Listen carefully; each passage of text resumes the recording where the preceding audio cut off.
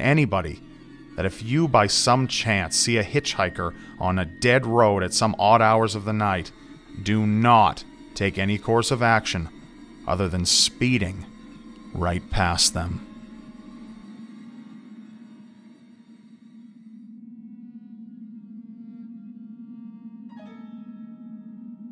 Three months after I turned 16 in 2005, I got my first car, a '99 Toyota Camry.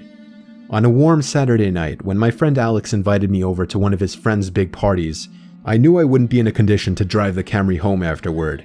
So we carpooled with Alex's girlfriend Brianna.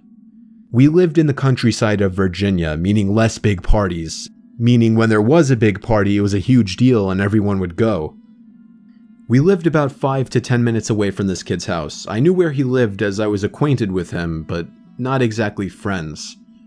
The whole ride there, we took the same 2-lane highway type road through the woods, and this kid's house was actually on this road further down.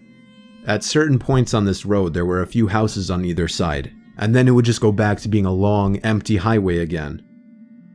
The house was tiny, like a lot of houses around the area, but the party was held outside anyways, since his closest neighbors were relatively far away, and noise wasn't an issue.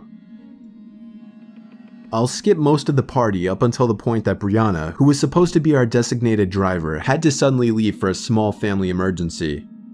Alex said it was fine and that we'd find a ride home.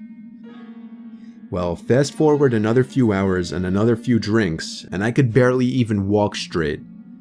I checked my watch and it was like 2 in the morning. I figured it was time to go.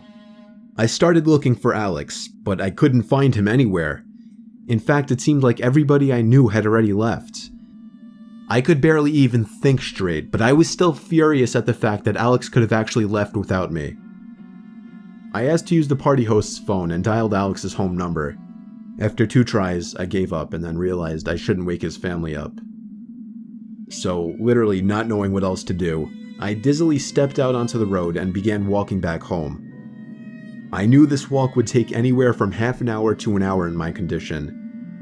Maybe after 15 minutes of walking down the road, the slight shine of car headlights on the road was fading in from behind me. Jumping for joy inside, I lifted up my arm and stuck out my thumb. As the car neared, it slowed down and came to a stop right next to me. The man driving the '98 Ford Explorer rolled down the window and asked where you headed.